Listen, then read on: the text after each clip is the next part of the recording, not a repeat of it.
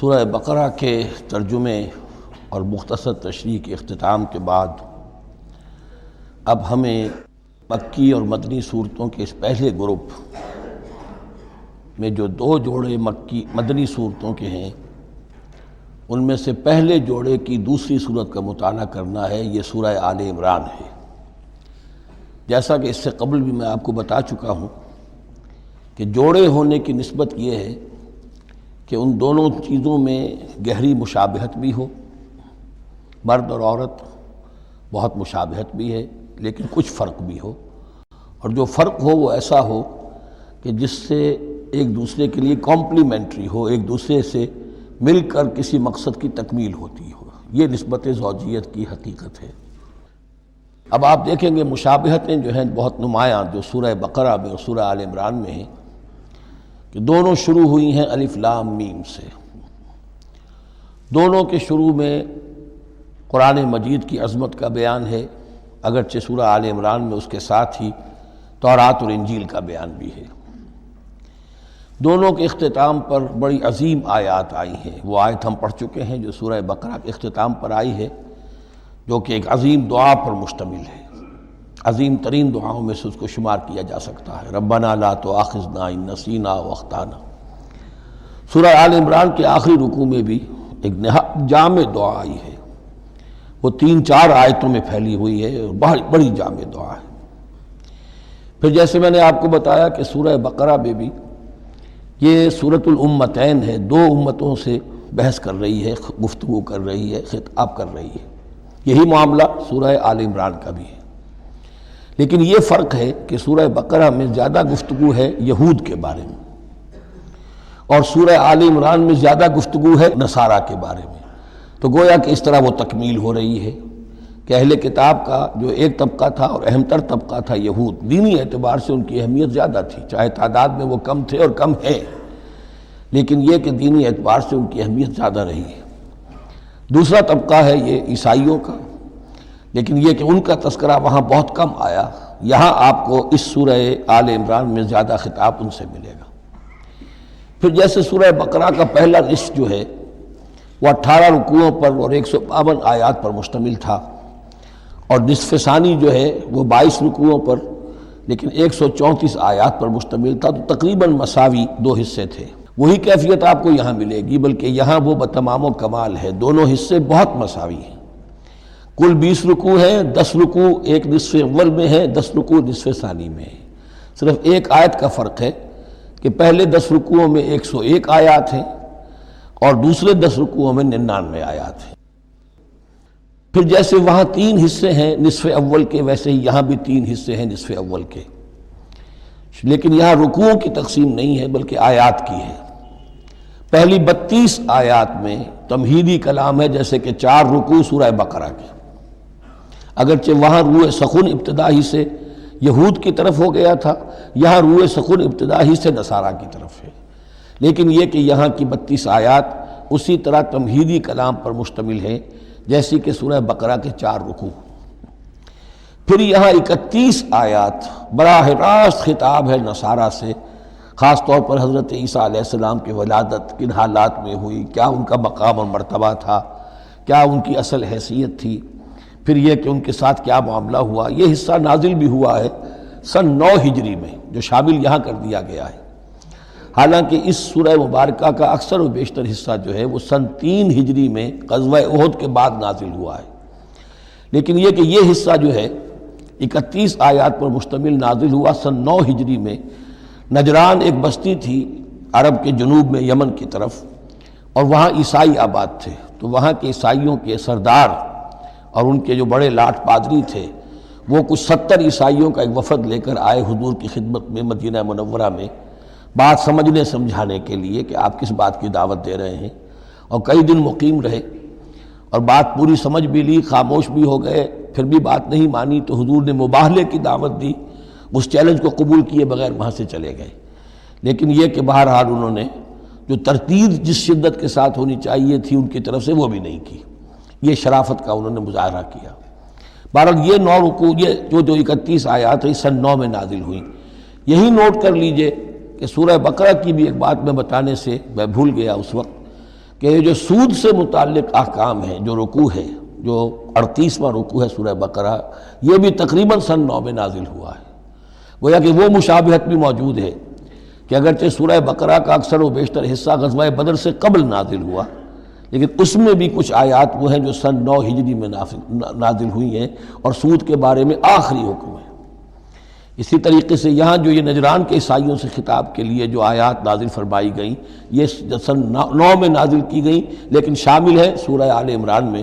کہ جس کا اکثر و بیشتر حصہ سن 3 ہجری میں غزوہ احد کے بعد نازل ہوا ہے۔ پھر جیسے سورہ بقرہ کے نصف اول کا جو آخری تیسرا حصہ تھا، وہ 15واں، 16واں، 17واں، 18واں رکوع، اس میں یہ کہ حضرت ابراہیم کا ذکر تھا، خانہ کعبہ کا ذکر تھا، اسی طریقے سے وہی بات یہاں ملے گی آپ کو۔ اور یہاں اب اہل کتاب کو دعوت دی گئی ہے اسی انداز میں جیسے کہ وہاں 16ویں رکوع میں سورہ بقرہ کے دی گئی ہے۔ یہ تیسرا حصہ جو ہے نصف اول کا، یہ 38 آیات پر مشتمل ہے، بہت جامع آیات ہیں، بہت اہم آیات ہیں۔ اس کے بعد نصف ثانی شروع ہو جاتا ہے جس میں کہ یا ایھا الذین آمنوا، جیسے 19ویں رکوع سے شروع ہوا سورہ بقرہ میں یا ایھا الذین آمنوا استعینوا بالصبر والصلاۃ ان اللہ مع الصابرین، یہاں اب یہ 11واں رکوع جو ہے وہ شروع ہوگا یا ایھا الذین آمنوا اتقوا اللہ حق تقاتہ ولا تموتن الا وانتم مسلمون۔ یہ جو نصف ثانی کے 10 رکوع ہیں، ان کی تقسیم یہاں پر عمودی ہے، افقی نہیں ہے۔ پھر تقسیم کر سکتے ہیں، پہلے 2 رکوعوں میں زیادہ خطاب مسلمانوں سے ہے، اور پھر اگرچہ روئے سخن جو ہے پھر اہل کتاب کی طرف بھی ہے۔ پھر 6 رکوع مسلسل ہیں غزوہ احد کے حالات پر مشتمل، جو مسائل سامنے آئے ان پر تبصرہ، جو مسلمانوں سے غلطیاں ہوئیں ان پر گرفت، آئندہ کے لیے ہدایات۔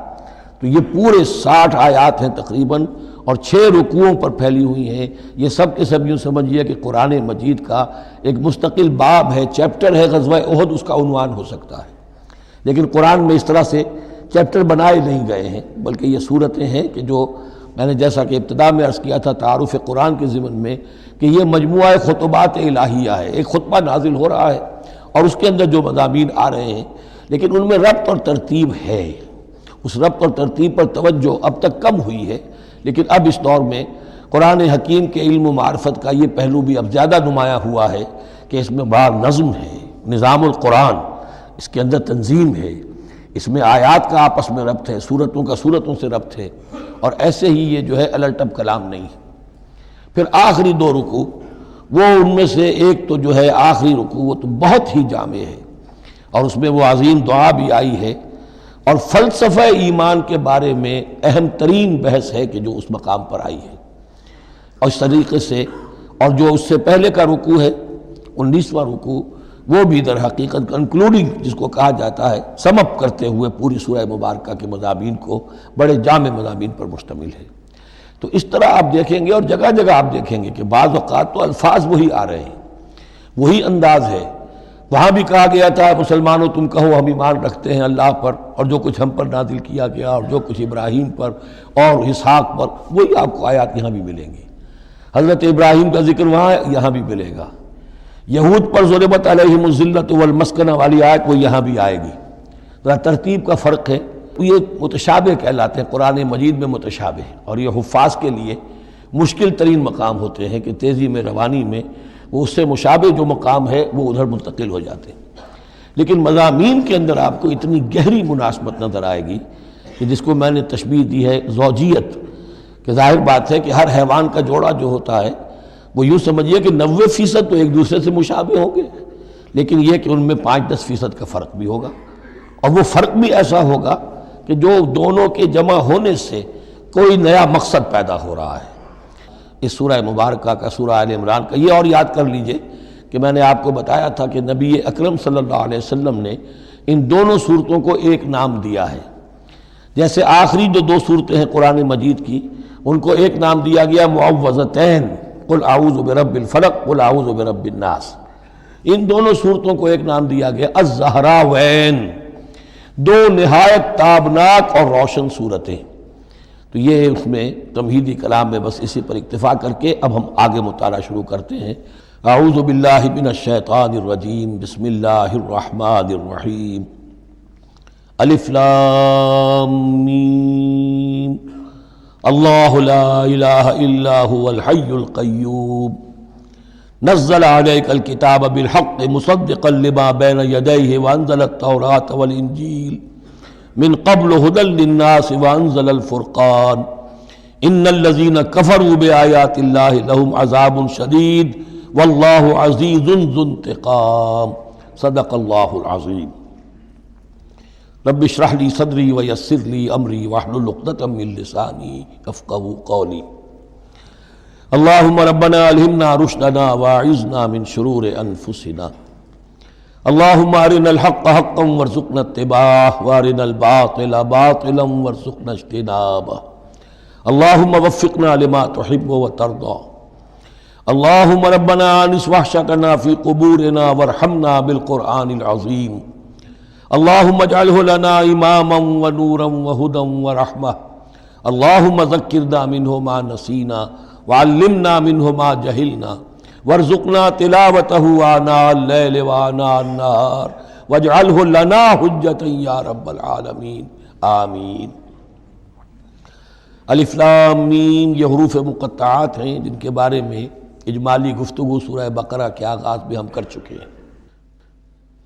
اللہ لا الہ الا هو الحی القیوم یہ الفاظ آیت الکرسی کے آغاز میں سورہ بقرہ میں آ چکے ہیں۔ ایک بات نوٹ کر لیجئے کہ ایک حدیث میں آتا ہے کہ اللہ کا ایک اسم اعظم ہے کہ جس کے حوالے سے اگر کوئی چیز اللہ سے مانگی جائے تو وہ ضرور دیتا ہے،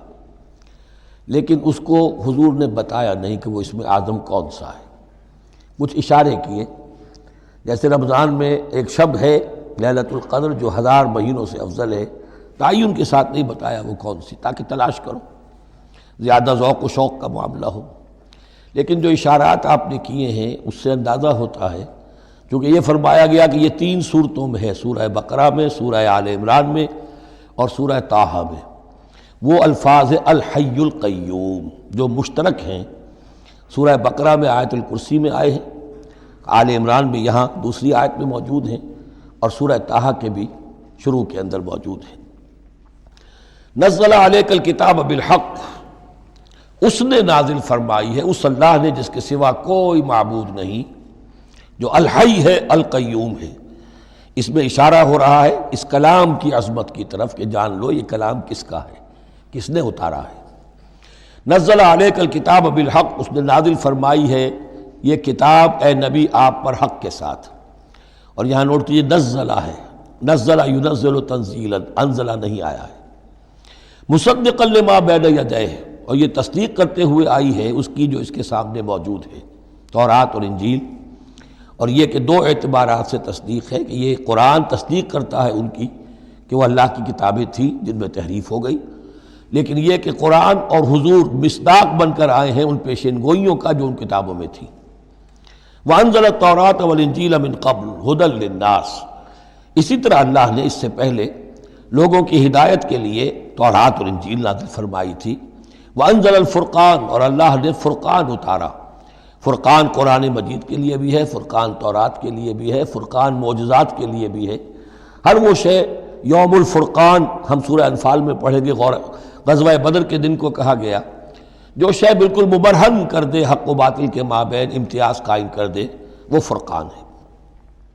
لیکن یہاں اب تہدید کا انداز ہے، دھمکی کا انداز ہے۔ ان الذین کفروا بآیات اللہ، یہ دنیا کی دوسری کتابوں کا معاملہ نہ سمجھو کہ اسے مان لیا تب بھی کوئی حرج نہیں، نہیں مانا تب بھی کوئی حرج نہیں، اگر پڑھنے پر طبیعت راغب ہوئی تو بھی کوئی بات نہیں، نہیں راغب ہے تو مت پڑھو، کوئی الزام نہیں۔ یہ کتاب ویسی نہیں ہے، بلکہ یہ کتاب تو اب اگر نہیں مانو گے، ایمان نہیں لاؤ گے تو ان الذین کفروا بآیات اللہ لہم عذاب شدید،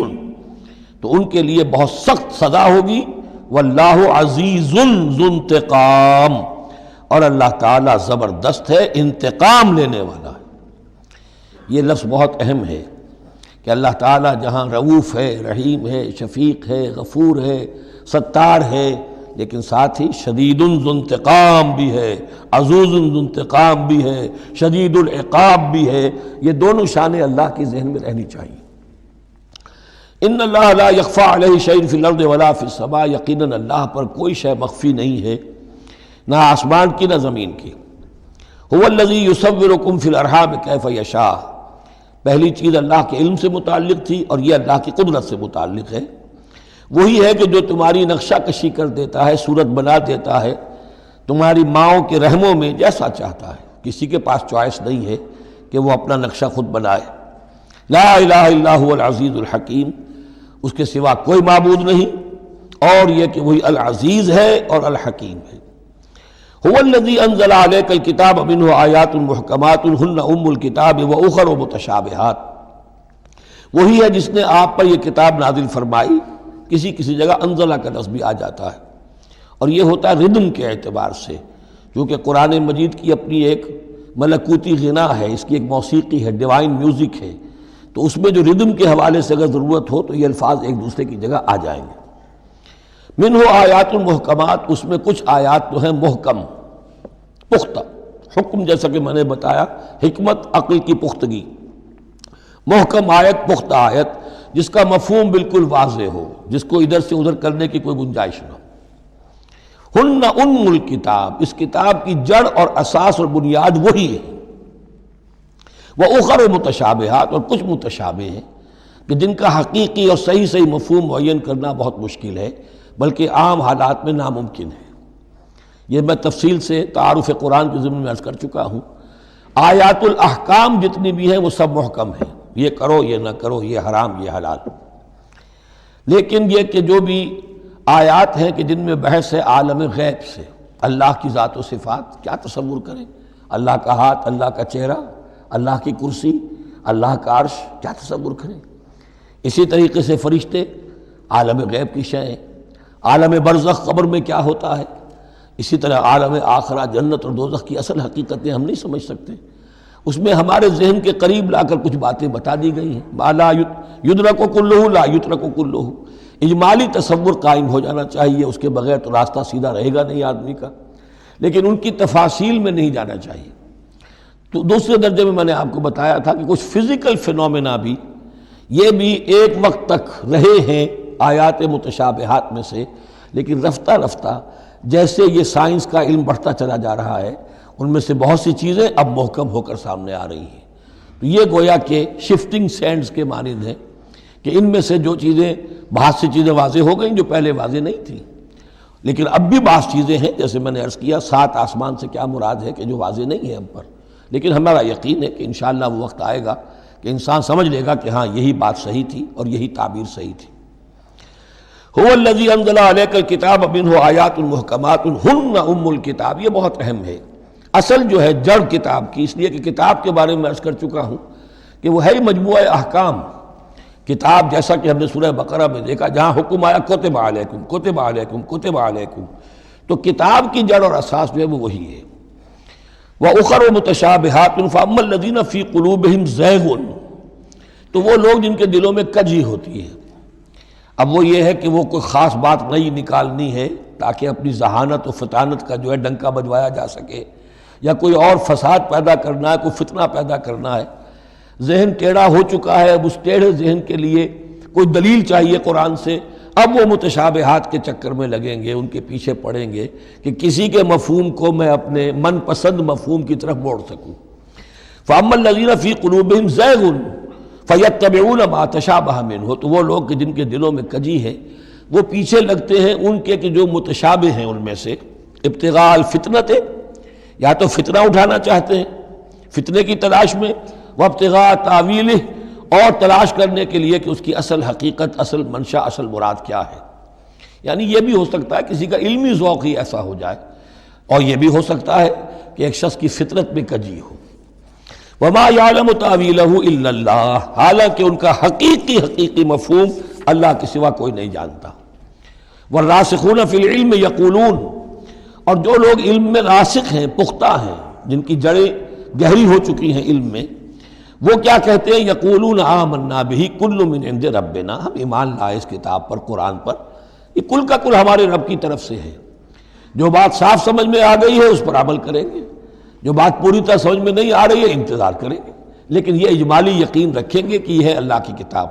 آمنا بہ کل من عند ربنا وما یذکر الا اولو الالباب، لیکن یہ صحیح روش اور یہ نصیحت نہیں حاصل کر سکتے مگر وہی کہ جو ہوش مند ہیں، عقل مند ہیں۔ اور سب سے بڑی ہوش مندی یہ ہے کہ انسان اپنی عقل کی لیمیٹیشنز کو جان لے، میری عقل کی حدود کیا ہیں، عقل کہاں تک جا سکتی ہے۔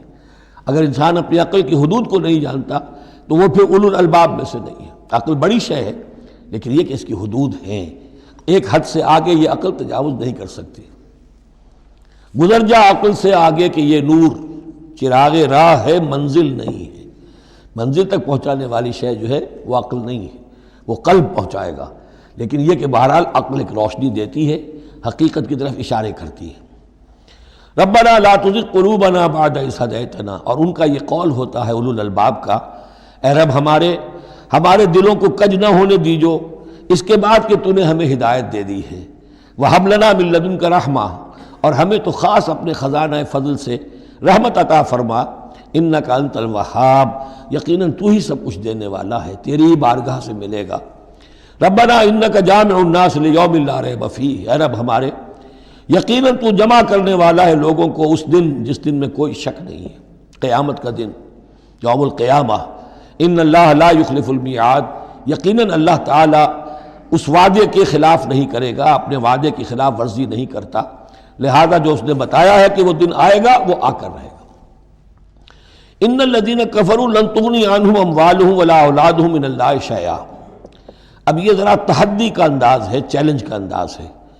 زمانہ نزول کے اعتبار سے آپ نے نوٹ کر لیا کہ یہ سن 3 میں نازل ہو رہی ہے سورہ مبارکہ غزوہ احد کے بعد، لیکن یہ کہ یہ رکوع جو ہے اس کے بارے میں گمان غالب ہے کہ یہ غزوہ بدر کے بعد نازل ہوئی ہے۔ غزوہ بدر جو ہے اس میں ایک طرف مسلمانوں کو بڑی زبردست فتح حاصل ہوئی تھی تو مسلمانوں کا مورال بہت بلند تھا، لیکن ایسی روایات بھی ملتی ہیں کہ جب مسلمان بدر سے کامیاب ہو کر، غازی بن کر، فتح یاب ہو کر واپس آئے تو جو یہودی قبیلے تھے مدینے کے، ان میں سے بعض لوگوں نے کہا کہ مسلمانوں اتنا نہ اتراؤ، یہ کچھ قریش کے ناتجربہ کار چھوکرے تھے جن سے تمہارا مقابلہ پیش آیا ہے، اگر ہم سے کبھی بات اس کا مقابلہ پیش آیا تو معلوم ہوگا، تب دن میں تارے نظر آئیں گے وغیرہ وغیرہ۔ تو اس پس منظر میں یہ الفاظ کہے جا رہے ہیں کہ نہیں، تمام کفار اسی طریقے سے آخر کار زیر ہوں گے اور اللہ کے دین کو غالب ہونا ہے، واللہ غالب علی امرہ ولکن اکثر الناس لا یعلمون۔ ان الذین کفروا لن تغنی عنہم اموالہم ولا اولادہم من اللہ شیئا، یقیناً جن لوگوں نے کفر کی روش اختیار کی ہرگز نہ بچا سکیں گے انہیں، نہ ان کے مال نہ ان کی اولاد اللہ سے کچھ بھی۔ وَأُولَٰئِكَ هُمْ وَقُودُ النَّارِ، اور وہ تو سب کے سب آگ کا ایندھن بنیں گے۔ کداب آل فرعون، تمہاری تو حیثیت ہی کیا ہے، چپندی کا شوربہ۔ آل فرعون کا معاملہ یاد کرو، ان کے ساتھ کیا ہوا تھا، شہنشاہ اور بڑے لاؤ لشکر والا، وفرعون ذی الاوتاد، کداب آل فرعون والذین من قبلہم، اور اسی پر کیا اس سے پہلے ثمود اور عاد جیسی قومیں زبردست جو ہیں اسی جزیرہ نما عرب میں رہی ہیں، کذبوا بآیاتنا، انہوں نے بھی ہماری آیات کو جھٹلایا تھا، فاخذہم اللہ بذنوبہم، تو اللہ نے پکڑا ان کو ان گناہوں کی پاداش میں، واللہ شدید العقاب، اور اللہ سزا دینے میں بہت سخت ہے۔ قل للذین کفروا، اے نبی کہہ دیجئے ان لوگوں سے جو کفر کی روش اختیار کر رہے ہیں، ستغلبون وتحشرون الی جہنم، تم سب کے سب مغلوب ہو کر رہو گے، دنیا میں مغلوب ہوگے اور پھر جہنم کی طرف گھیر کر لے جائے جاؤ گے، وبئس المہاد، اور وہ بہت برا ٹھکانہ ہے۔ قد کان لکم آیۃ فی الفیفیتین التقطا، تمہارے لیے ایک نشانی آ چکی ہے ان دو گروہوں میں جو آپس میں جنہوں نے جنگ کی، یعنی بدر کی جنگ ہوئی، اس میں ایک طرف مسلمان تھے ایک طرف مشرکین مکہ تھے، تمہارے لیے نشانی موجود ہے۔ قد کان لکم آیۃ فی فیتین التقطا، فیۃ تقاتل فی سبیل اللہ، اس میں سے ایک جماعت وہ تھی، ایک گروہ وہ تھا جو اللہ کی راہ میں جنگ کر رہا تھا، وأخری کافرۃ، اور دوسرا گروہ جو ہے وہ کافر تھا۔ یرونہم مثلیہم رأی العین، وہ دیکھ رہے تھے اپنی آنکھوں سے کہ ان سے دگنے ہیں۔ اب اس کے کئی معنی کیے گئے ہیں، ایک یہ بھی ہے کہ مسلمانوں کو تو کھلا نظر آ رہا تھا کہ ہم سے دگنی فوج ہے، بلکہ 3 گنی تھی۔ بعض روایات میں ایسا بھی آتا ہے کہ اللہ تعالیٰ نے کفار پہ ایسا رعب طاری کر دیا تھا غزوہ بدر میں کہ انہیں نظر یہ آ رہا تھا کہ مسلمان ہم سے دگنے ہیں۔ تو ایسا ہو جاتا ہے، انسان کی سماعت اور بصارت پر ایسا اثر ہو جائے، تو اللہ تعالیٰ نے یہ کیا، وہ بھی بعض روایات ہیں۔ واللہ یؤید بنصرہ من یشاء، اور اللہ تائید فرماتا ہے اپنی نصرت سے جس کی چاہتا ہے۔ ان فی ذلک لعبرۃ، اس میں یقیناً ایک عبرت ہے، سبق آموزی ہے، لأولی الابصار، لیکن یہ عبرت اور سبق آموزی صرف ان کے لیے ہوتی ہے کہ جو آنکھیں رکھتے ہوں، جن کے اندر جو ہے دیکھنے کی صلاحیت موجود ہو۔ اب یہ آج بڑی اہم آ رہی ہے فطرت انسانی کے اعتبار سے۔ ظاہر بات ہے کہ چونکہ یہاں خاص طور پر میں نے عرض کیا تھا کہ یہود کی طرف ایک جو ہے وہ ایک روح سخن موجود ہے اہل کتاب کی طرف، اور اس واقعے کے اندر تو خاص طور پر جن لوگوں کے اندر کہ یہ دنیا کی محبت زیادہ شدید ہوتی ہے، تو اس کا ایک اصل بتا رہے ہیں کہ یہ واقعتاً اللہ نے فطرت انسانی میں رکھی ہے، اس لیے کہ یہ دنیا جو ہے اسے اللہ نے چلانا ہے، اس کی رونقیں رکھنی ہے جب تک اس کی مرضی ہے، قیامت تک تو اسے آباد رکھنا ہے۔ اولاد پیدا ہوگی تو دنیا قائم رہے گی، نسل چلے گی، مرد اور عورت کی ایک دوسرے کے ساتھ کشش ہوگی تو اولاد پیدا ہوگی، اور یہ تمام چیزیں جو ہیں، دولت کی کوئی طلب ہوگی تو آدمی محنت کرے گا، مشقت کرے گا، کمائے گا، تو اس لیے یہ چیزیں فطرت انسانی میں ہیں، یہ بیسک اینیمل انسٹنکٹس ہیں۔ بس ضرورت اس بات کی ہوتی ہے کہ ان انسٹنکٹس کو دبا کر رکھا جائے، اللہ کی محبت، اللہ کی شریعت کو اس سے بالا تر رکھا جائے، بس یہ نہیں ہے کہ ان کو ختم کر دیا جائے۔ سیلف اینیہیلیشن اسلام میں نہیں ہے، یہ رہبانیت ہے کہ اپنے نفس کو کچل دو، ختم کر دو، نہیں، سیلف کنٹرول، اپنے آپ کو کنٹرول میں رکھو۔ یہ منہ زور گھوڑا ہے نفس انسانی کا، لیکن جتنا طاقتور گھوڑا ہوگا اتنا ہی آپ کے لیے تیز دوڑنا جو ہے وہ آسان ہوگا، لیکن جتنا منہ زور اور طاقتور گھوڑا ہے اتنا ہی اسے قابو میں رکھنے کی ضرورت بھی ہے، ورنہ اگر اس کے رحم و کرم پر سوار آ گیا تو جہاں چاہے گا پٹخنی دے دے گا۔ تو اس اعتبار سے سیلف کنٹرول ہو، گھوڑا پورا قابو میں ہو۔ البتہ یہ ہے کہ سیلف کو، اپنے نفس کو، اس کو کچل ڈالنا، سیلف اینیہیلیشن، یہ اسلام میں نہیں۔ زین للناس حب الشہوات من النساء، مزین کر دی گئی ہے لوگوں کے لیے ایک تو محبت جو ہے، شہوت کی محبت خواتین کے بارے میں۔ اب دیکھیے یہاں بھی قرآن مجید گویا کہ ایک طرح سے تائید کر رہا ہے فرائڈ کی، اس کے نزدیک سب سے پورٹنٹ فیکٹر جو ہے، سب سے پورٹنٹ جو موٹیو ہے انسان کا، وہ سیکس ہے، اور یہاں بھی اللہ تعالیٰ نے سب سے پہلے اسی کا ذکر کیا ہے، اگرچہ میرے نزدیک ضروری نہیں ہے، اس لیے کہ دوسری جگہوں پر پیٹ جو ہے معاشی ضرورت یہ اس سے بھی سخت ہو جاتی ہے، لیکن یہ کہ واقعتاً یہ حضور نے بھی فرمایا ہے صلی اللہ علیہ وسلم، ما ترکت بعدی فتنة اضر علی الرجال من النساء، میرے بعد اب مردوں کے لیے عورتوں کے فتنے سے بڑا فتنہ اور کوئی نہیں ہے۔ ان کی محبت جو ہے وہ انسان کو کہاں سے کہاں لے جاتی ہے۔ بلعام بن باورہ یہود کے اندر ایک بہت بڑا عالم اور فاضل شخص تھا، ایک عورت کے چکر میں آ کر اور وہ شیطان کا پیرو بن گیا، وہ قصہ آئے گا سورہ اعراف کے اندر۔ تو واقعہ یہ ہے، لیکن ایک فطرت کے اندر ہے تو صحیح، محبت تو ہے۔ زین للناس حب الشہوات من النساء والبنین، اور بیٹے انسان کو بہت پسند ہے، بیٹے ہوں، اس کا نام چلتا رہے،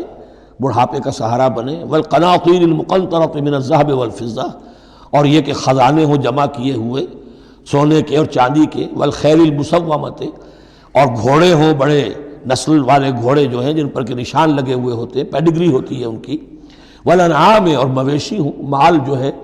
پنجاب میں اور سرائکی کے علاقے میں مال کہتے ہی جانوروں کو ہیں، ان حیوانات کو ہیں مال مویشی، والانعام والحرث، اور کھیتی۔ ذالک متاع الحیات الدنیا، بس جو نقطہ اعتدال ہے وہ یہ ہے کہ جان لو یہ ساری چیزیں اس دنیا کی زندگی کا ساز و سامان ہے، اس زندگی کے لیے ضروریات کی حد تک ان سے فائدہ اٹھانا، اس میں کوئی بری بات نہیں، لیکن واللہ عندہ حسن المآب، لیکن اللہ کے پاس ہے اچھا لوٹنا، وہ جو ہے جو اللہ کے پاس ہے اس کے مقابلے میں یہ کچھ بھی نہیں۔ اگر یہ ایمان بالآخرہ ہے تو پھر تو انسان ان تمام چیزوں کو، اپنے تمام جذبات و میلانات کو ایک حد کے اندر رکھے گا، اس سے آگے نہیں آنے دے گا۔ لیکن اگر ان میں سے کوئی ایک شے بھی اتنی زوردار ہو گئی اس کی محبت کہ آپ کے دل کے اوپر اس کا قبضہ ہو گیا تو بس آپ گئے، اب وہی ند ہے، وہی اب آپ کا معبود ہے، چاہے وہ دولت ہو، چاہے وہ کوئی اور شے ہو، وہ اب آپ کا معبود بن جائے گی۔ قل انبئکم بخیر من ذالکم، ان سے کہیے کہ کیا میں تمہیں بتاؤں کہ ان تمام چیزوں سے بہتر شے کون سی ہے؟ للذین اتقوا عند ربہم جنات تجری من تحتہا الانہار خالدین فیہا، وہ لوگ کہ جو اپنے رب کا تقوی اختیار کرتے رہے۔ تقوی یہی ہے کہ اپنے نفس کا بھی حق ہے دو، ان لنفسک علیک حقا، لیکن ناجائز راستے سے نہیں۔ تمہارے پیٹ کا بھی حق ہے، اس کا ادا کرو، لیکن عقل حلال سے۔ تمہاری اولاد کا تم پر حق ہے، ان لنفسک علیک حقا وان لزوجک علیک حقا وان لزورک علیک حقا، تمہارے ملاقاتی آتے ہیں ان کا بھی تم پر حق ہے، وہ حقوق ادا کرو، لیکن اللہ سے اوپر کسی حق کو فائق نہ کر دینا، بس یہ ہے اصل بات۔ اگر تو یہ اگر حفظ مراتب نہ کنی زندگی، اگر یہ حفظ مراتب نہیں ہوگا تو گویا کہ اب آپ گئے، دین اور دنیا سب گئی۔ تو للذین اتقوا عند ربہم جنات، ان کے لیے ایسے باغات ہیں تجری من تحتہا الانہار، جن کے دامن میں ندیاں بہتی ہوں گی، خالدین فیہا، اس میں وہ ہمیشہ رہیں گے، وازواج مطہرۃ، اور بڑی ہی پاک عورتیں ہوں گی، ورضوان من اللہ، اور اللہ کی رضوان ہوگی، اللہ کی رضا ہوگی جو سب سے بڑی شے ہے، واللہ بصیر بالعباد، اور یقیناً اللہ تعالیٰ اپنے بندوں کو دیکھ رہا ہے۔ الذین، وہ کون سے بندے ہیں اس کے خاص؟ الذین یقولون ربنا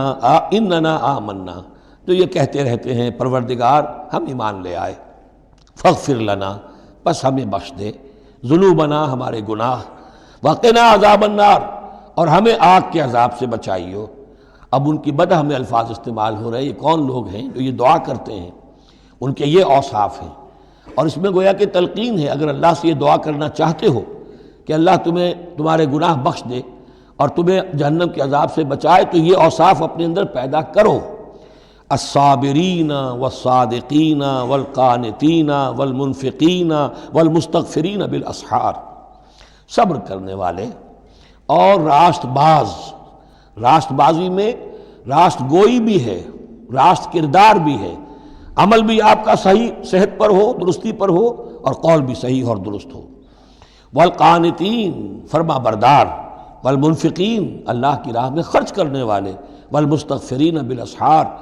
اور جو جس کو آپ کہتے ہیں small hours of the morning, وہ جو سحر کا وقت ہے، سحری کا وقت ہے، اس میں استغفار کرنے والے۔ ایک تو نمازیں ہیں جو 5 نمازیں ہیں، لیکن خاص وہ وقت جو ہے اس میں جب کہ فرمایا گیا ہے کہ رات کے آخری حصے میں اللہ تعالیٰ نزول فرماتا ہے سمائے دنیا تک، اور پھر ایک ندا ہوتی ہے، حل من مستغفر فاغفر لہ، حل من سائل فاعطیہ، ہے کوئی استغفار کرنے والا کہ میں اسے معاف کر دوں، ہے کوئی کچھ مانگنے والا کہ میں اسے عطا کر دوں۔ ہم تو مائل بکرم ہے، کوئی سائل ہی نہیں، راہ دکھلائیں کسے، رہرو منزل ہی نہیں۔ شاہد اللہ انہ لا الہ الا ہوا والملائکۃ واولو العلم قائما بالقسط، اللہ خود گواہ ہے کہ اس کے سوا کوئی معبود نہیں، سب سے بڑی گواہی تو اللہ کی ہے، والملائکۃ، اور سارے فرشتے گواہ ہیں، واولو العلم، اور اولو العلم بھی اس پر گواہ ہیں۔ یہ اولو العلم جو ہے، اولو الالباب، اولو العلم الذین یعقلون، یہ وہ لوگ ہیں کہ جو ان کائناتی آیات کے حوالے سے اللہ کو پہچان لیتے ہیں اور اس کو مان لیتے ہیں کہ وہی معبود برحق ہے۔ جو ہم نے 20ویں رکوع کی پہلی آیت پڑھی تھی سورہ بقرہ کی، ان فی خلق السماوات والارض واختلاف اللیل والنہار والفلک التی تجری فی البحر بما ینفع الناس، اور یہ تمام بہت سے فینومینا آف دی نیچر بیان کر کے لآیات لقوم یعقلون، تو جو یعقلون ہیں، جو اولو الالباب ہیں، اولو العلم ہیں، وہ بھی گواہ ہیں کہ اللہ کے سوا کوئی معبود نہیں۔ لیکن یہاں جو اہم ترین لفظ ہے وہ اب آ رہے ہیں، قائما بالقسط، وہ قسط اور عدل کا قائم کرنے والا ہے۔ وہ جو میں نے کل عرض کیا تھا کہ ہم بھی سمجھتے ہیں کہ اللہ عدل قائم کرتا ہے اور عدل کرے گا، البتہ یہ کہ اہل سنت کے نزدیک یہ کہنا جو ہے سوء ادب ہے کہ اللہ پر عدل کرنا واجب ہے، اللہ پر کسی شے کا وجوب نہیں، لیکن اللہ کو عدل پسند ہے، اللہ کو واللہ یحب المقسطین، اللہ خود بھی عدل فرمائے گا۔ لا الہ الا هو العزیز الحکیم، اس کے سوا کوئی معبود نہیں ہے، وہ زبردست ہے، کمال حکمت والا۔ ان الدین عند اللہ الاسلام، دین تو اللہ کے نزدیک پسندیدہ اور اللہ تعالیٰ کے ہاں منظور شدہ دین ایک ہی ہے، وہ الاسلام ہے۔ یہ صورت اس اعتبار سے، اور یہ بھی سورہ بقرہ اور سورہ آل عمران کے حوالے سے آپ سمجھ لیجئے، سورہ بقرہ میں ایمان پر زیادہ زور ہے، آمن الرسول بما انزل الیہ من ربہ، ایمانیات، شروع میں بھی ایمانیات، درمیان میں آیا بر میں ایمانیات۔ اس سورہ مبارکہ میں اسلام پر زیادہ زور ہے۔ اب ان دونوں میں بھی ایک نسبت ہے خاص جس کو بھی تفصیل میں جانے کا موقع نہیں ہے۔ ان الدین عند اللہ الاسلام، آگے چل کر آیت آئے گی وَمَن يَبْتَغِ غَيْرَ الْإِسْلَامِ دِينًا فَلَن يُقْبَلَ مِنْهُ، اگر کوئی شخص اسلام کے سوا کسی دین کو قبول کرے گا وہ اس کی جانب اللہ کے ہاں منظور نہیں ہوگا۔ وَمَا اخْتَلَفَ الَّذِينَ أُوتُوا الْكِتَابَ إِلَّا مِن بَعْدِ مَا جَاءَهُمُ الْعِلْمُ بَغْيًا بَيْنَهُمْ۔ یہ اسلام ہمیشہ سے چلا آ رہا ہے، حضرت آدم سے اسلام چلا آ رہا ہے۔ یہ وہی آیات جو تھی آیت الاختلاف،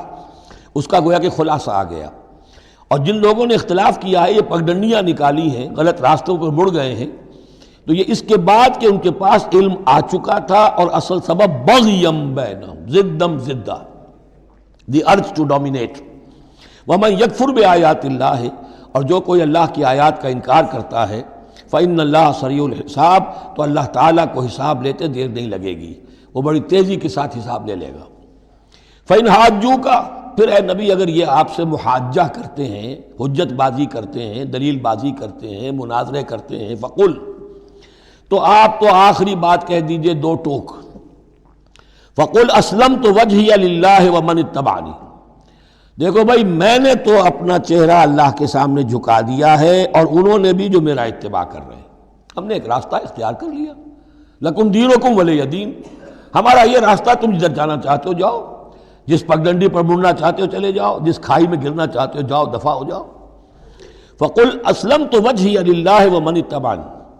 وقل للذین اوتوا الکتاب والامیین، اور اے نبی کہہ دیجئے ان دونوں سے، ان سے بھی کہ جنہیں کتاب دی گئی تھی پہلے، یعنی یہود اور نصارہ، والامیین، اور ان سے بھی کہہ دیجئے کہ جو مشرکین عرب ہیں ابھی بقیہ عرب میں، اسلمتم، تم بھی اسلام لاتے ہو یا نہیں، تابع ہوتے ہو کہ نہیں، اللہ کے سپرد اپنے آپ کو کرتے ہو کہ نہیں،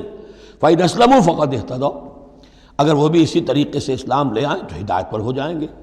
وَإِنْ تَوَلَّوْا فَإِنَّمَا عَلَيْكَ الْبَلَاغُ، پھر اگر وہ رخ پھیر لیں، منہ موڑ لیں، تو اے نبی آپ پر کوئی ذمہ داری نہیں ہے سوائے پہنچا دینے کی۔ اعلیٰ کو یہاں پھر پہچان، انما علیک البلاغ، آپ کے ذمہ ہے پہنچا دینا، آپ نے ہمارا پیغام پہنچا دیا، ہماری دعوت ان تک پہنچا دی، ہماری آیات انہیں پڑھ کر سنا دی، اب آگے چوائس ان کا ہے، آپ پر ذمہ داری نہیں ہے کہ یہ لوگ ایمان کیوں نہیں لائے۔ وَلَا تُسْأَلُوا عَنْ أَصْحَابِ الْجَحِيمِ، یہ سورہ بقرہ میں ہم پڑھائے ہیں۔ وَاللَّهُ بَصِيرٌ بِالْعِبَادِ، باقی اللہ تعالیٰ اپنے بندوں کو دیکھ رہا ہے، وہ ان سے حساب کتاب کر لے گا، وہ معاملہ اس کا ان سے نبٹ لے گا، آپ کے ذمہ جو فرض تھا آپ اس فرض کو ادا کرتے رہیے۔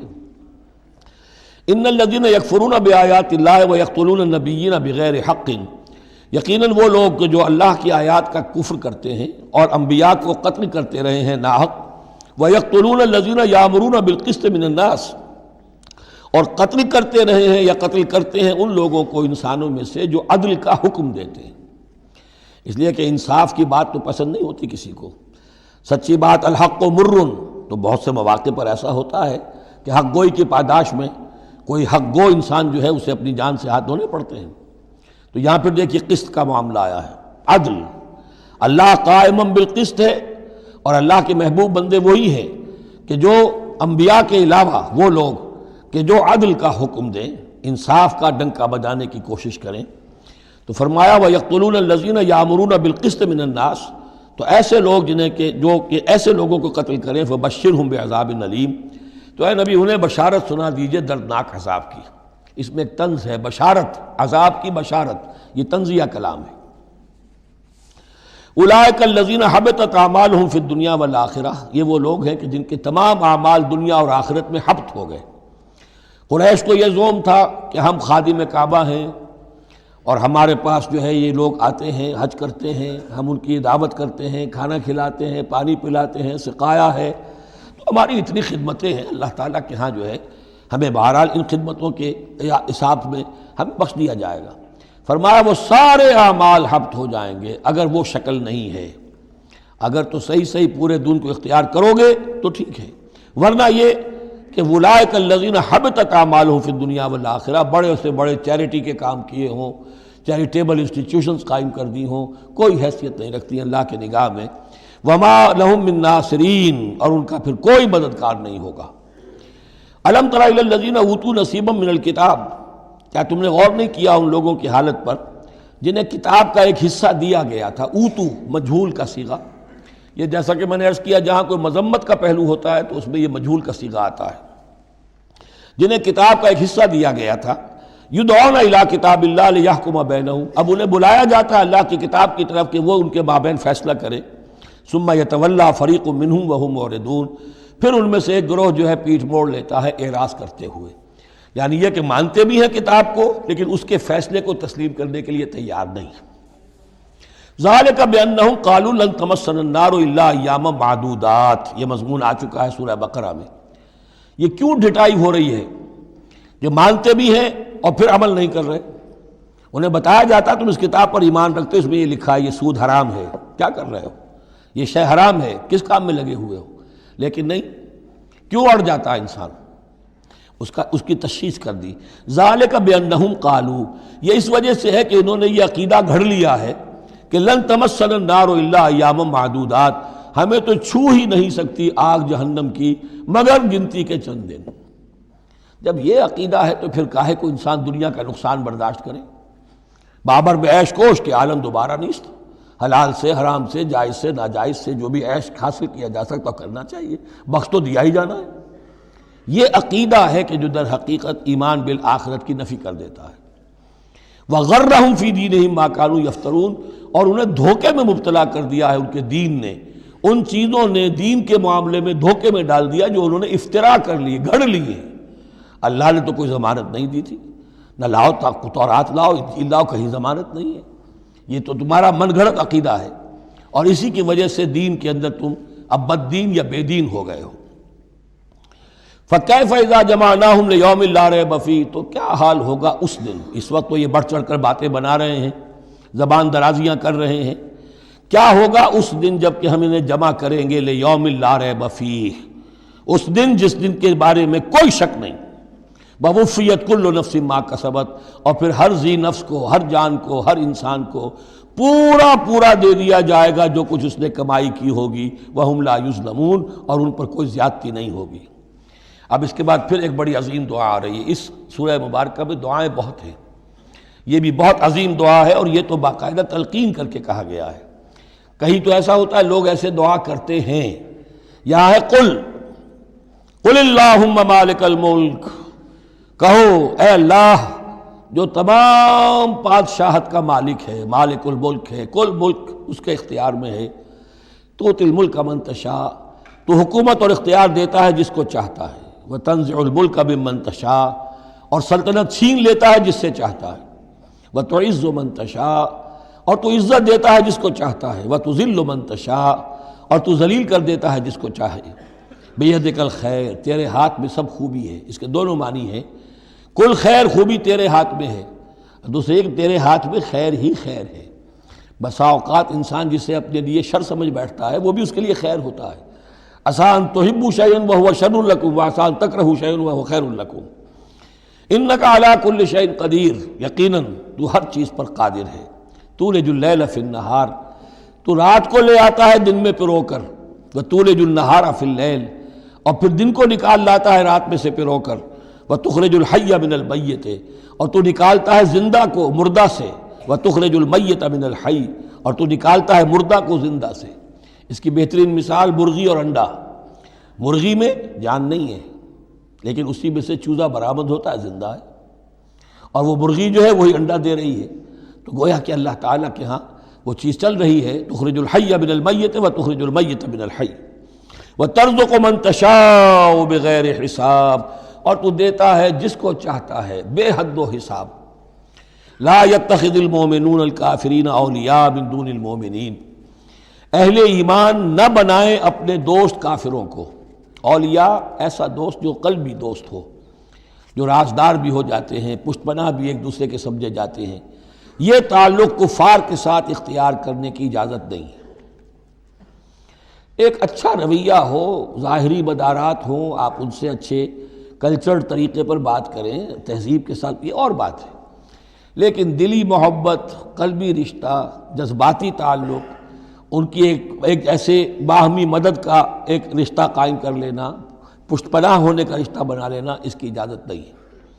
لا يتخذ المؤمنون الکافرین اولیاء من دون المؤمنین، اہل ایمان کو چھوڑ کر ان کے ساتھ یہ رشتہ قائم کرنا اللہ کو پسند نہیں۔ ومن یفعل ذلک فلیس من اللہ فی شیء،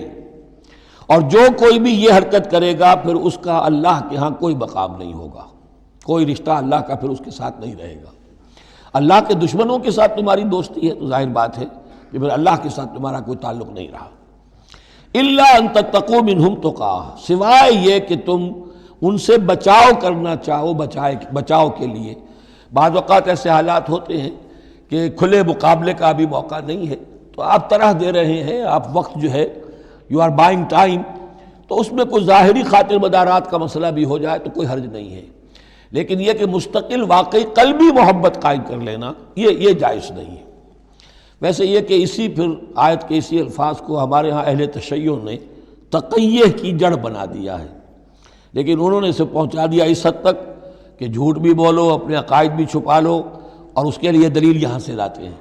لیکن یہ بالکل ایک دوسری شکل ہے کہ یہ صرف ایک ظاہری مدارات کی حد تک، ایک حد تک، یہ نہیں کہ آپ جھوٹ بولنے پر آ جائیں اور آپ ایک چیز کو چھپانے پر آ جائیں، بس یہ ہے کہ آپ اس وقت تک، جیسے ہم پڑھ چکے ہیں سورہ بقرہ میں، کہ اگرچہ یہ یہودی جو ہیں ان کے دلوں کے اندر آگ بھری ہوئی ہے تمہارے خلاف، لیکن یہ فصفحوا فاعفوا واصفحوا، ابھی ذرا درگزر کرتے رہو، ابھی فوری طور پر ان کے ساتھ جو ہے معاملہ کوئی مقابلے وغیرہ کا شروع کرنا مناسب نہیں۔ اس حد تک مسئلہ بینی تو صحیح ہے، لیکن یہ نہیں کہ جھوٹ بولا جائے معاذ اللہ۔ وَيُحَذِّرُكُمُ اللَّهُ نَفْسَهُ، اور اس میں بھی اب اور نرمی کر دی، اللہ تمہیں ڈراتا ہے اپنے آپ سے، اللہ سے ڈرو، یعنی کسی اور سے ڈر کر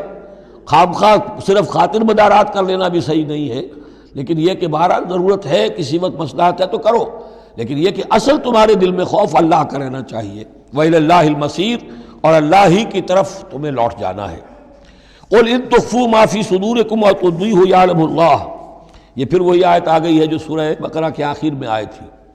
لِلَّهِ مَا فِي السَّمَاوَاتِ وَمَا فِي الْأَرْضِ وَإِن تُبْدُوا مَا فِي أَنفُسِكُمْ أَوْ تُخْفُوهُ يُحَاسِبْكُم بِهِ اللَّهُ، یہاں فرمایا قُلْ إِن تُخْفُوا مَا فِي صُدُورِكُمْ، کہہ دیجئے کہ اگر تم چھپاؤ جو کچھ کہ تمہارے سینوں میں ہے، أَوْ تُبْدُوهُ، یا تم اسے ظاہر کر دو، يَعْلَمُهُ اللَّهُ، اللہ تعالیٰ اس کو جانتا ہے۔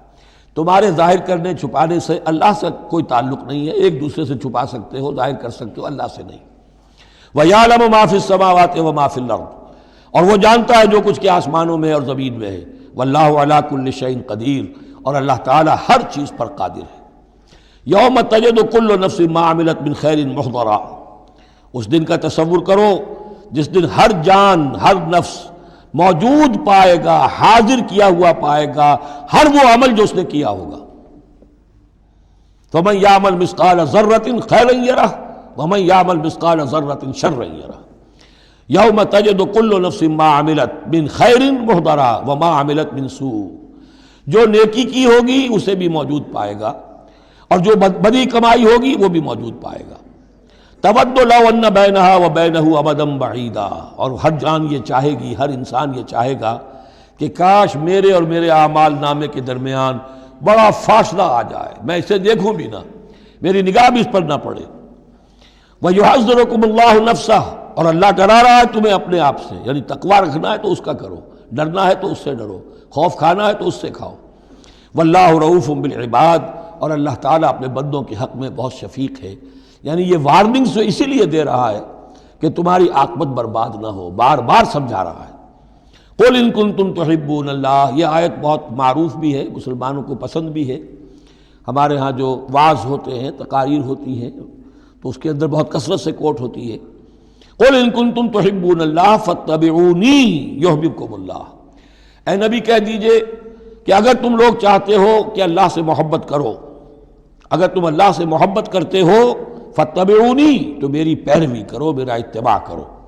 یحببکم اللہ، اللہ تم سے محبت کرے گا،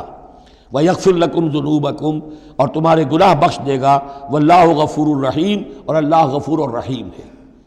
قُلْ اطیعوا اللَّهَ وَالرَّسُولَ، کہہ دیجئے اطاعت کرو اللہ کی اور اس کے رسول کی، فَإِن تَوَلَّوْا فَإِنَّ اللَّهَ لَا يُحِبُّ الْكَافِرِينَ، اور اگر وہ پیٹھ موڑ لیں تو اللہ کو ایسے کافر پسند نہیں ہے۔ یہ دو آیتیں اس اعتبار سے بڑی اہم ہیں کہ اس میں رسول کے لیے دو الفاظ آئے ہیں، اطاعت اور اتباع۔ اطاعت اگر نہیں ہے تو کفر ہو گیا، اطاعت تو لازم ہے، لیکن اطاعت کس چیز میں ہوتی ہے؟ جو حکم دیا ہے یہ کرو، آپ کو کرنا ہے۔ اتباع اس سے اوپر کی شے ہے، انسان خود تلاش کرے حضور کیا کرتے تھے، اور چاہے آپ نے نہیں فرمایا کہ یہ کرو، لیکن آپ ان کی پیروی کر رہے ہیں۔ یہ گویا کہ دائرہ وسیع ہو گیا. جس سے محبت ہوتی ہے اس کا انسان جو ہے اس کی ہر طرح سے اس کے ساتھ ایک مناسبت پیدا کرنا چاہتا ہے. کیسا لباس اس کا ہے ویسا ہی لباس اپنا بنائے. کیا چیزیں اس کو پسند ہیں کھانے میں وہی چیزیں خود بھی کھائے اور پسند کرے. تو یہ چیزیں جس کا حکم نہیں ہے. جیسے کہ ایک صحابی کا واقعہ آتا ہے کہ وہ ایک مرتبہ آئے اور انہوں نے اس وقت یہ دیکھا, ایک ہی مرتبہ آئے ہوں گے کہیں باہر سے بدو صحابی, کہ حضور کے کرتے کے بٹن لگے ہوئے نہیں تھے. انہوں نے ساری عمر پھر اپنے کرتے کے بٹن نہیں لگائے. حضور نے حکم تو نہیں دیا تھا, دیکھا یہ کہ محمد اس شان میں تھے اس وقت, تو پھر اس کے بعد اسی کو لازم کر لیا. اس اتباع میں یہ بات بھی آ جائے گی کہ اگرچہ دین کے کچھ تقاضے ایسے ہیں کہ جس درجے میں محمد الرسول اللہ صلی اللہ علیہ وسلم نے ان کو پورا کیا اس درجے میں پورا کرنا کسی انسان کے بس میں نہیں ہے, پھر بھی اس کی کوشش کرتے رہنا یہ اتباع کا تقاضا ہے. مثلا حضور نے کوئی مکان نہیں بنایا, حضور نے کوئی جائیداد نہیں بنائی, حضور نے جیسے ہی وحی کا آغاز ہوا کوئی دنیاوی کام نہیں کیا, کوئی تجارت نہیں کی. ایک ایک لمحہ اپنی توانائی کی ایک رمق وہ لگا دی کس کام کے لیے؟ اللہ کے دین کی دعوت اور اللہ کے دین کی اقامت, اس کو قائم کرنے کے لیے. اب سب کے لیے تو اس مقام تک تو پہنچنا مشکل ہے, لیکن یہ کہ آئیڈیل یہ رہے, اسی کی طرف انسان چلنے کی کوشش کرتا رہے. میکسیمم جتنا بھی اپنا وقت فارغ کرے, اپنے وسائل فارغ کرے اور لگائے اس کام کے اندر, تو اتباع کا جو ہے کم سے کم تقاضا اس وقت پورا ہوگا. ہاں جو حکم دے دیا گیا یہ حلال ہے, یہ حرام ہے, یہ فرض ہے, یہ واجب ہے, اس کا تو اگر معاملہ اس کی پیروی نہیں ہو رہی تو پھر تو وہ کفر ہے. لیکن اتباع اگر آپ کر رہے ہیں تو اتباع جو ہے وہ پھر اللہ کا محبوب بن جانا ہے. اگر تم اللہ سے محبت کرتے ہو تو میرا اتباع کرو, میری پیروی کرو. دیکھو میں کیا کر رہا ہوں, میرے کیا شب و روز ہے, کن کاموں میں میری توانائیاں لگ رہی ہیں, کیا دلچسپیاں ہیں میری دنیا کے اندر, ان چیزوں کے اندر تم میری پیروی کرو. فاتبعونی یحببکم اللہ, تم اللہ کے محب نہیں محبوب بن جاؤ گے. واللہ غفور الرحیم, اور اللہ غفور الرحیم ہے. باقی دوسرا درجہ جو نچلا ہے, قل اطیعوا اللہ والرسول, اطاعت تو اللہ اور اس کے رسول کی کرنی ہی کرنی ہے. فإن تولوا, اور اگر اس اطاعت سے بھی موڑے, فإن اللہ لا يحب الکافرین, تو اللہ کو ایسے کافر تو پسند نہیں ہے, کیونکہ پھر اطاعت رسول کا انکار تو کفر ہو گیا. یہاں وہ پہلا حصہ جو ہے نصف اول کا ثلث اول, یعنی نصف اول جو ہے سورہ مبارکہ کا, میں نے عرض کیا تھا کہ اس میں پہلی آیات 32 ہیں, جنرل ہیں, تمہیدی ہیں, دین کے بڑے جو گہرے اصول ہیں وہ ہیں, دعائیں تلقین کی گئی ہیں, محکمات اور متشابہات کا فرق واضح کیا گیا ہے. لیکن اب دوسرے حصے میں سارا خطاب جو ہے وہ براہ راست عیسائیوں سے ہے, اور انہیں بتانا یہ ہے کہ حضرت عیسیٰ کو جو تم نے معبود بنا لیا, یا تو تثلیث کی شکل دے دی ٹرینٹی, یا گاڈ انکارنیٹ بنا دیا. تثلیثیں بھی دو طرح کی رہی ہیں, اللہ بھی اور مریم بھی اور عیسیٰ بھی, اور دوسری تثلیث جو ہے جو اب دنیا میں عام ہے وہ ہے اللہ اور روح القدس اور حضرت عیسیٰ. تو یہ جو تثلیثیں تم نے ایجاد کر لی ان کی کوئی بنیاد نہیں ہے, یہ تمہاری کج روی ہے, تم نے غلط شکل اختیار کی ہے. عیسیٰ علیہ السلام بہت برگزیدہ پیغمبر تھے, ہاں ان کی ولادت معجزانہ طریقے پر ہوئی ہے, لیکن اگر ان کی ولادت معجزانہ طریقے پر ہوئی ہے تو ان سے متصلاً قبل یحییٰ کی جو ولادت ہوئی ہے وہ بھی معجزانہ ہوئی ہے, وہ بھی کوئی کم معجزہ نہیں تھا. تو معجزے, اور پھر آدم کی جو ولادت ہوئی, آدم کو جو پیدا کیا اللہ نے, تو ظاہر بات ہے کہ وہ اپنی جگہ پر جہاں سے نسل انسانی کا آغاز ہوا, تو یہی بات اگر دلیل ہو جائے الوہیت کی تو یہ تو پھر آدم کو بھی الہ مانو اور یحییٰ کو بھی الہ مانو. تو ساری بحث اس پر ہو رہی ہے. ان اللہ اصطفیٰ آدم و نوحا وآل ابراہیم وآل عمران علی العالمین, یقیناً اللہ نے چن لیا آدم کو اور نوح کو اور آل ابراہیم کو اور آل عمران کو تمام جہان والوں پر, تمام جہانوں پر نہیں, تمام جہان والوں پر. حضرت آدم علیہ السلام کا بھی استفاء ہوا ہے.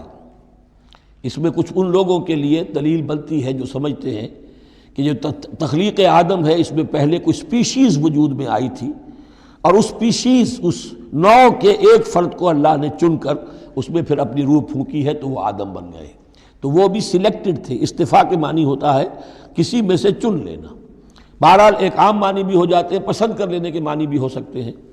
ان اللہ اصطفیٰ آدم و نوحا، اور پھر نوح کو پسند کیا، آل ابراہیم، ابراہیم کے گھر کو، ان کے خاندان کو، و آل عمران، عمران جو ہے بنی اسرائیل کی تاریخ میں دو عظیم شخصیتوں کے نام ہیں، ایک تو حضرت موسیٰ کے والد کا نام بھی عمران تھا، اور ایک حضرت مریم کے والد کا نام بھی عمران تھا۔ حضرت عیسیٰ کے نانا عمران ہوئے اور حضرت موسیٰ کے والد عمران تھے۔ یہاں پہ غالباً حضرت موسیٰ کے والد مراد ہیں،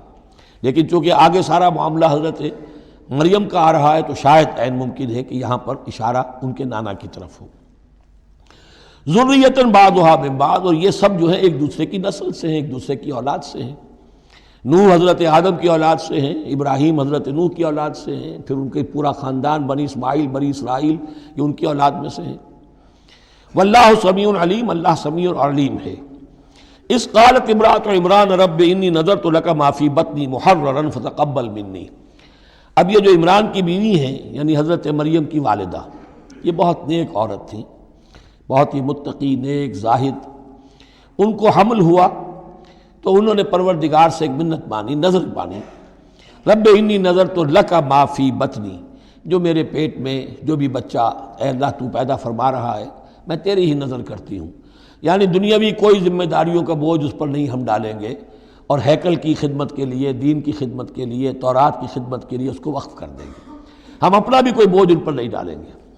اس توقع میں کہ اللہ بیٹا عطا کرے گا۔ محررن کے مطلب ہے اسے آزاد کر دیں گے، تحریر آزاد کر دینا حر سے، کہ کوئی ذمہ داری اس پر نہیں ہوگی، اسے ہم خالص کر دیں گے تیرے دین کی خدمت کے لیے اور ہیکل کی خدمت کے لیے۔ فتقبل منی، تو اے اللہ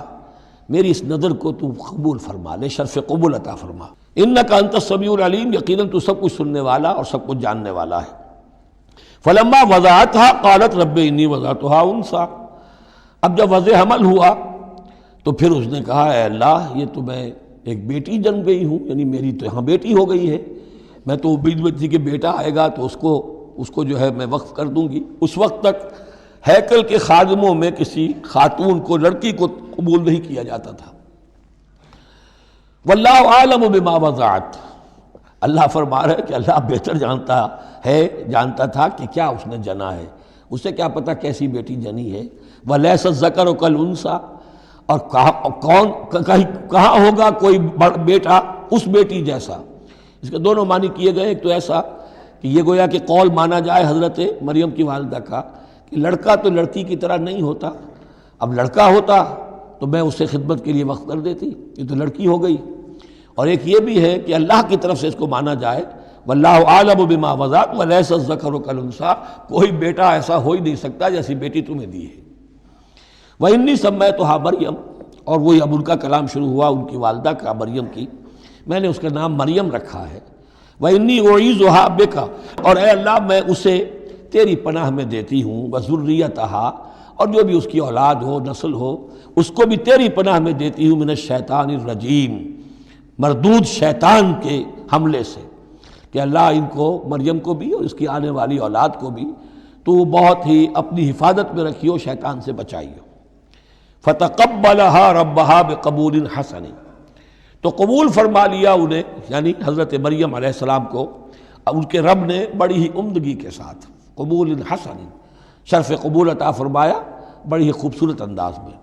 وانبتها نباتا حسنا، اور ان کی پرورش کی بہت ہی عمدہ طریقے پر، بہت اعلیٰ طریقے پر۔ وکفلها زکریا، اور ان کو کفالت میں دے دیا، تربیت میں دے دیا حضرت زکریا کے۔ یہ حضرت زکریا جو ہیں یہ خالو تھے حضرت عیسیٰ علیہ السلام کے، حضرت مریم کے خالو، تو اب ان کی تحویل میں، اور وہ اس وقت کے چیف کاہن تھے، chief priest of the temple, ہیکل سلیمانی کے وہی نبی بھی تھے، اور وہی وہاں کے سب سے بڑے جو ہیں، جو آج کل ہم سمجھتے ہیں مجاور وغیرہ، تو وہ مقام ان کا کاہنوں کا ہوتا تھا۔ وَكَفَّلَهَا زَكَرِيَّا كُلَّمَا دَخَلَ عَلَيْهَا زَكَرِيَّا الْمِحْرَابَ، جب کبھی بھی زکریا ان کے پاس جاتے تھے محراب میں، وجد عندها رزقا، وہ دیکھتے تھے محراب حجروں کی شکل کے اندر جو جیسے بنے ہوتے ہیں مسجدوں کے ساتھ، تو ایسے ایک حجرہ ان کو دے دیا گیا کہ یہ اللہ کے لیے نظر کی گئی ہے اور ان کو قبول کر لیا گیا ہے، تو اب ان کے لیے یہاں پر یہ حجرہ ہے، اس میں وہ رہتی ہیں۔ لیکن جب بھی وہ حجرے میں جاتے تھے تو دیکھتے تھے ان کے پاس کھانا، میوے رکھے ہیں بغیر موسم کے، اور بعض لوگوں کی رائے یہ بھی ہے کہ یہاں سے مراد مادی کھانا نہیں ہے بلکہ علم و حکمت، کہ جب حضرت زکریا ان سے بات کرتے تھے تو یہ کہ انہیں حیران رہ جاتے تھے کہ اس لڑکی کو یہ اس قدر حکمت کہاں سے مل گئی، اتنی معرفت کہاں اس کو حاصل ہوئی۔ قال یا مریم انا لک ھذا، وہ پوچھتے اے مریم یہ تمہیں کہاں سے چیزیں ملتی ہیں، یہ کھانے کہاں سے آ جاتے ہیں، یہ بے موسمی پھل کہاں سے آ جاتے ہیں، یا یہ علم و حکمت کی باتیں تمہیں کیسے معلوم ہوتی ہیں؟ قالت هو من عند اللہ، تو وہ کہتی تھی یہ سب اللہ کی طرف سے ہے، اس کا فضل ہے، اس کا کرم ہے۔ ان اللہ یرزق من یشاء بغیر حساب، یقیناً اللہ تعالیٰ جس کو چاہتا بغیر حساب عطا کرتا ہے۔ ہنالک دعا زکریا ربہ، ہنالک یہ بالکل اس طرح سے دیر اینڈ ڈن، جب یہ مشاہدہ ہوا حضرت زکریا کو تو انہوں نے بھی ایک دعا کی اپنے پروردگار سے۔ ہنالک دعا زکریا ربہ رب قال رب ہب لی من لدنک ذریۃ طیبہ، اے اللہ مجھے بھی بڑی کوئی پاکیزہ اولاد عطا کر دے۔ بہت بوڑھے ہو چکے تھے، ان کی اہلیہ جو ہے وہ بھی بہت بوڑھی ہو چکی تھی، ضعیفہ تھی، اور ساری عمر بانجھ رہی تھی، لاولد تھے۔ یہ ساری تفصیل پھر سورہ مریم کے اندر مزید کھل کر آئے گی، اس لیے کہ یہی مضامین وہاں بیان ہوئے تھے مکی دور میں، جب کہ ہجرت حبشہ کے لیے مسلمان گئے تھے، تو وہاں جا کر سورہ مریم کی آیات جو ہیں وہ پھر حضرت عبداللہ ابن جعفر نے پڑھ کر سنائی تھی۔ اس مناسبت سے یہ مضامین آپ کو سورہ مریم میں بھی ملیں گے۔ ساری عمر بوڑھے رہے اور بے اولاد رہے، لیکن اب وہ ایک دبی ہوئی خواہش، چنگاری، وہ بھڑک اٹھی، اے اللہ اس بچی کو تو یہ کچھ دے سکتا ہے تو تیری قدرت ہے مجھے بھی ذریۃ طیبہ، پاکیزہ اولاد عطا فرما۔ انک سمیع الدعاء، یقیناً تو دعا کا سننے والا ہے۔ فنادت الملائکۃ،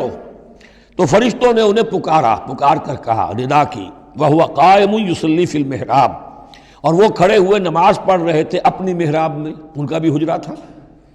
ان اللہ یبشرک بیحییٰ، اللہ تعالیٰ تمہیں بشارت دیتا ہے زکریا یحییٰ کی، مصدقا بکلمۃ من اللہ، جو تصدیق کرے گا ایک ایسے شخص کی جو اللہ کا خاص کلمہ ہوگا، یعنی حضرت عیسیٰ، کلمۃ منہ، یہ بعد میں باتیں آئیں گی، وسیداً، اور سردار ہوگا، وحصوراً، اور تجرد کی زندگی گزارے گا، ونبیًا من الصالحین، اور نبی ہوگا صالحین میں سے۔ یہاں نوٹ کر لیجئے کہ آخری مدح کا لفظ جو حضرت یحییٰ کے لیے آیا ہے وہ نبی ہے، نبیًا من الصالحین۔ قال رب انا یکون لی غلام، ابھی خود دعا کر رہے تھے لیکن غالباً اس کی بڑی توثیق چاہ رہے ہیں اللہ سے، ری ایشورنس۔ کہا پروردگار میرے ہاں کیسے بیٹا ہو جائے گا، وقد بلغنی الکبر، جبکہ میں انتہائی بوڑھا ہو چکا ہوں، وامرأتی عاقر، اور میری بیوی جو ہے بانجھ رہی ہے۔ قال کذلک اللہ یفعل ما یشاء، تو انہوں نے کہا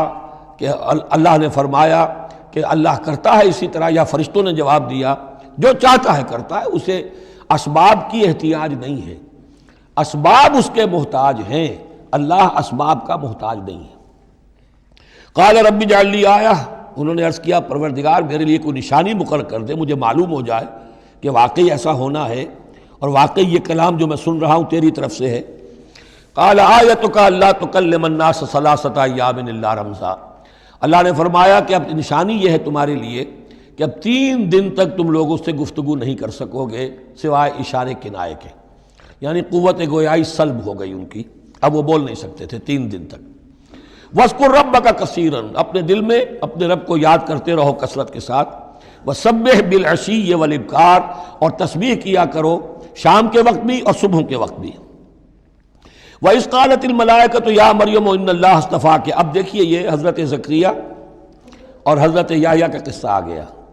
کہ بانجھ بوڑھی عورت کے بطن سے شدید ضعیفی کی عمر میں حضرت زکریا کو اللہ نے یحییٰ جیسا بیٹا دے دیا، تو کیا یہ عام قانون کے مطابق ہے؟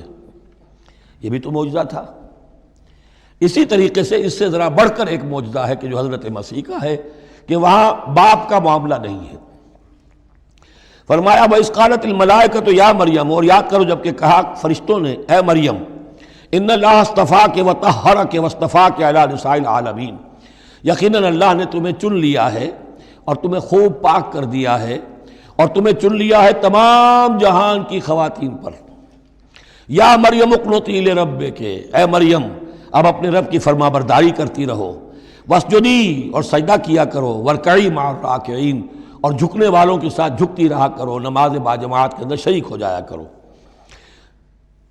ذالک من انباء الغیب نوحی الیک، اور یہ غیب کی خبروں میں سے ہے جو اے محمد ہم آپ کو وحی کر رہے ہیں۔ وما کنت لدیہم، آپ تو ان کے پاس موجود نہیں تھے، اذ یلقون اقلامہم ایہم یکفل مریم، جبکہ وہ اپنے قلم پھینک رہے تھے یہ طے کرنے کے لیے کہ ان میں سے کون ہوگا کہ جو مریم کا کفیل ہوگا، کس کی تربیت میں زیر نگرانی، یعنی اور بھی وہاں پریسٹ تھے، کاہن اور بھی تھے، ان سب میں سے ہر ایک چاہتا تھا کہ یہ بچی جو ہے میری تحویل میں ہو، میں تربیت کروں، جسے اللہ کے نام پر جو ہے اس طرح وقف کر دیا گیا ہے۔ لیکن یہ کہ جب وہ اس طریقے سے اپنے قلم پھینک کر کچھ جیسے ہوتا ہے کوئی ذائچہ نکالنا یا کسی طرح کا معاملہ تو طے کر رہے تھے، اس میں اللہ نے حضرت زکریا کا نام نکال دیا تھا۔ تو اے نبی اس وقت تو آپ تو وہاں نہیں تھے، وما کنت لدیہم یختصمون، اور نہ آپ اس وقت تھے جبکہ وہ آپس میں جھگڑ رہے تھے۔ اذ قالت الملائکۃ یا مریم ان اللہ یبشرک بکلمۃ منہ، اب یاد کرو جبکہ کہا فرشتوں نے اللہ سے، کہ فرشتوں نے مریم سے کہ یقیناً اللہ تعالیٰ تمہیں بشارت دے رہا ہے ایک ایسی ہستی کی جو خاص کلمہ ہوگا اس کی جانب سے، اسمہ المسیح عیسی ابن مریم، اس کا نام ہوگا المسیح عیسیٰ مریم کا بیٹا، وجیہاً فی الدنیا والآخرہ، باعزت ہوگا، مرتبے والا ہوگا دنیا میں بھی اور آخرت میں بھی، ومن المقربین،